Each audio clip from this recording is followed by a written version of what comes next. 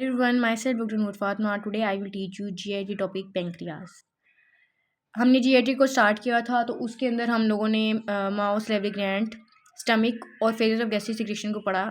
आज हम जो है पेंक्रियास को देखेंगे। पेंक्रियास भी GIT ऑर्गन है और ये जो है इसके बहुत फंक्शन होते हैं, यानी एंडोक्राइन फंक्शन भी प्ले करता है और साथ साथ एंडोक्राइन फंक्शन भी प्ले करता है। एक्सोक्राइन फंक्शन कैसे प्ले कर रहा है, जो कि हम GIT की बात कर रहे हैं तो उसका ऑर्गन है, तो ये क्या करेगा, सिक्रेशन करवा देगा किसकी, डाइजेस्टिव जूस की। और एंडोक्राइन फंक्शन किस तरह से है, क्योंकि ये हार्मोन्स जो हैं उसको भी रिलीज कर देता है। हार्मोन्स कौन से वाले, इंसुलिन और ग्लूकागोन, पेंक्रियाज रिलीज करवा रहे होते हैं। तो यानी इसके दोनों फंक्शन होते हैं, एंडोक्राइन फंक्शन भी होता है और कौन सा फंक्शन होता है, एक्सोक्राइन फंक्शन भी होता है। अब पेंक्रियाटिक जूस के हम फंक्शन की बात कर लेते हैं कि पेंक्रियाटिक जूस क्या क्या फंक्शन करता है, और इसी के अंदर हम उसके एंजाइम्स भी देख लेंगे कि जब डाइजेशन होगी तो डाइजेशन किन चीज़ों की करवाएगा और कौन कौन से एंजाइम्स उनके अंदर इन्वॉल्व होंगे और वो किस तरह से उसको डाइजेस्ट करवाएंगे। तो इसी तरह से ही हमारा पूरा पेंक्रियास का टॉपिक जो है इस आज की वीडियो में कंप्लीट हो जाएगा। दो फंक्शन करवाता है, एक तो ये डाइजेस्टिव फंक्शन प्ले करता है और एक इसका फंक्शन होता है न्यूट्रलाइजिंग एक्शन होता है। अब डाइजेस्टिव फंक्शन किस तरह से परफॉर्म कर रहा है, डाइजेशन के हमें पता है कि तीन ही टाइप्स की चीज़ें होती हैं। एक होती है प्रोटीन्स, लिपिड्स और कार्बोहाइड्रेट्स, जो हमारे फूड के थ्रू हमारे अंदर गई होती है और इनकी डाइजेशन करवानी होती है। डिफरेंट एंजाइम्स होंगे जो प्रोटीन की डाइजेशन करने में इन्वॉल्व होंगे, लिपिड्स के होंगे और कार्बोहाइड्रेट्स की डाइजेशन के अंदर इन्वॉल्व होंगे। पहले हम प्रोटीन के देख लेते हैं कि प्रोटीन को डाइजेस्ट करवाने में कौन कौन से एंजाइम्स इन्वॉल्व हैं। पहला एंजाइम्स है ट्रिप्सिन। ट्रिप्सिन क्या है कि ट्रिप्सिनोजिन इनएक्टिव फॉर्म के अंदर होता है। इंटेरोकाइनेज जो है ये स्मॉल इंटेस्टाइन के एंजाइम्स है, स्मॉल इंटेस्टाइन इसको रिलीज करती है इंटेरोकाइनेज एंजाइम्स को। ये जो है ट्रिप्सिनोजिन जो इनएक्टिवेटेड फॉर्म के उसको कन्वर्ट कर देगा ट्रिप्सिन के अंदर। ट्रिप्सिन एक एक्टिवेटेड एंजाइम हो गया, एक्टिवेटेड फॉर्म है, ये करवाएगी प्रोटीन की डाइजेशन। अब ये कब एक्टिवेट होगा, इसकी कंडीशन है इसकी एक्टिवेशन की कब, जब ये इंटेस्टाइन के अंदर, स्मॉल इंटेस्टाइन के अंदर एंटर होगा, यानी ट्रिप्सिनोजिन स्मॉल इंटेस्टाइन के अंदर एंटर हुआ। और ये किस टाइम होगा, जब डाइजेशन हो रही होगी फूड की, उस टाइम पे ये सिक्रीट होगा, स्मॉल इंटेस्टाइन में जाएगा, वहाँ पर इंटेरोकाइनेज एंजाइम होगा, वो ट्रिप्सिनोजिन को ट्रिप्सिन में कन्वर्ट कर देगा। अब ये एक्टिवेटेड है और क्या करेगा, प्रोटीन डाइजेशन स्टार्ट करवा देगा। इसका फंक्शन ही है कि डाइजेशन ऑफ प्रोटीन करेगा, कडलिंग ऑफ मिल्क करेगा, ब्लड क्लॉटिंग में भी इसका फंक्शन होता है। और डिफरेंट एंजाइम्स हम आगे देखेंगे कि बहुत से एंजाइम्स हैं पेंक्रियास के जो रिलीज होंगे, उनको जो है ट्रिप्सिन जो है एक्टिवेट करवाएगा। ट्रिप्सिन की ये स्पेशलिटी है कि ये डिफरेंट एंजाइम्स जो पेंक्रियाटिक एंजाइम्स है डिफरेंट, उनको भी ये करवा रहा होता है, एक्टिवेट कर रहा होता है, और उसके साथ साथ खुद को भी एक्टिव, यानी ट्रिप्सिनोजिन से ट्रिप्सिन में कन्वर्ट होना है तो उसमें भी ट्रिप्सिन एंजाइम्स ही खुद को कन्वर्ट कर लेगा इनएक्टिव फॉर्म से एक्टिवेटेड फॉर्म के अंदर। उसके बाद काइमोट्रिप्सिन की बात करें तो ये भी प्रोटीन डाइजेशन का एंजाइम है। काइमोट्रिप्सिन जो है ना, काइमोट्रिप्सिनोजिन फॉर्म के अंदर प्रेजेंट होता है, वहाँ से कन्वर्ट होगा काइमोट्रिप्सिन के अंदर और उसके बाद कन्वर्ट हो जाएगा ट्रिप्सिन के अंदर, जो कि एक एक्टिवेटेड फॉर्म है। एट द एंड ये भी किस में कन्वर्ट हो रहा है, ट्रिप्सिन के अंदर ही हो रहा है। फंक्शन वही कि एक तो डाइजेशन ऑफ मिल्क करेगा, दूसरा करेगा डाइजेशन ऑफ प्रोटीन करेगा।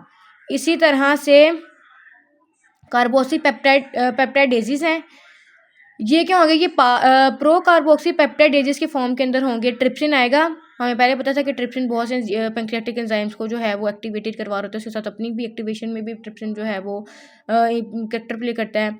अब ट्रिप्सिन की हेल्प में क्या होगा, कार्बोक्सी पेप्टाइडेज जो है वो हो जाएगा, बन जाएगा।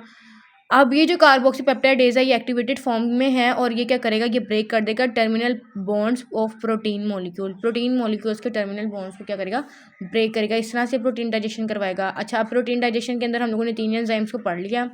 पेंक्रियाज इन तीनों को रिलीज कर रहा था। अब हम लिपिड डाइजेशन को देख लेते हैं कि इसके अंदर कौन कौन से एंजाइम्स रिलीज करेगा। तो पहले तो पेंक्रियाटिक लाइपेज ही है। करना क्या है इसने, सिंपल ट्राइग्लिसराइड्स हमारे फूड के थ्रू हमारे अंदर गए हैं, उनको ट्राइग्लिसराइड्स को कन्वर्ट कर देगा मोनोसैलिसराइड्स के अंदर और फैटी एसिड्स के अंदर कन्वर्ट हो गए।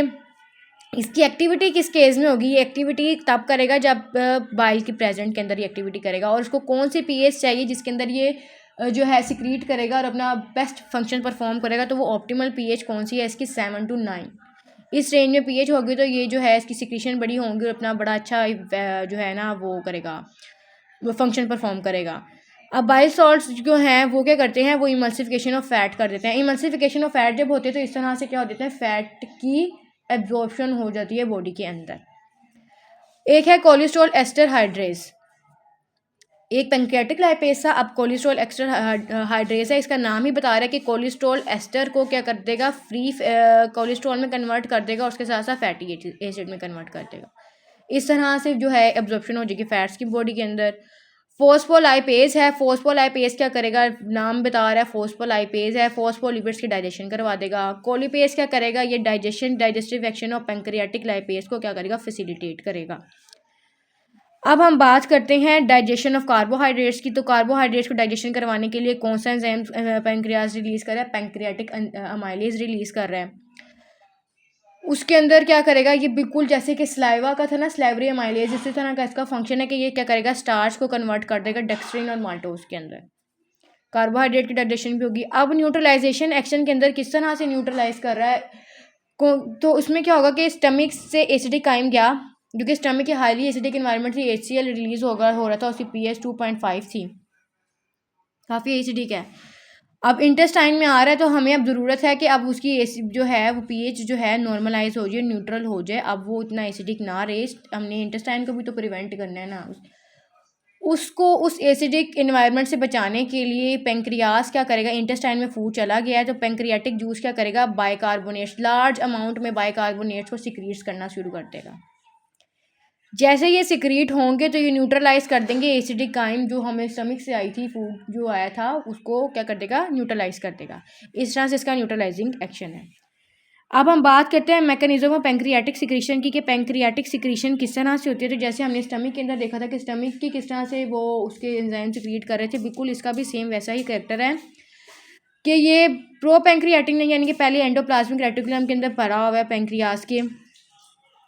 पेंक्रियाटिन जो है इनएक्टिवेटेड फॉर्म के अंदर है और पेंक्रियाटिन जो है वो जाइमोजन ग्रेन्यूल्स के अंदर जो है इन वेसिकल्स के अंदर ये स्टोर हुआ होगा। अब जैसे ही ज़रूरत पड़ेगी एक्टिवेशन की तो ये पेंक्रियाटिन जो है वो एक्टिवेटेड फॉर्म में रिलीज़ हो जाएगा इंटेस्टाइन के अंदर और अपना जो है फंक्शन परफॉर्म कर देगा।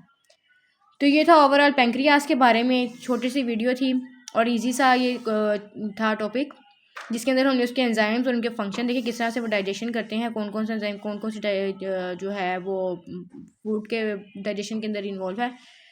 और इस तरह से हमारी होती है आज की वीडियो कंप्लीट। वीडियो पसंद आए तो लाइक शेयर कमेंट सब्सक्राइब करें। मिलते हैं नेक्स्ट वीडियो में।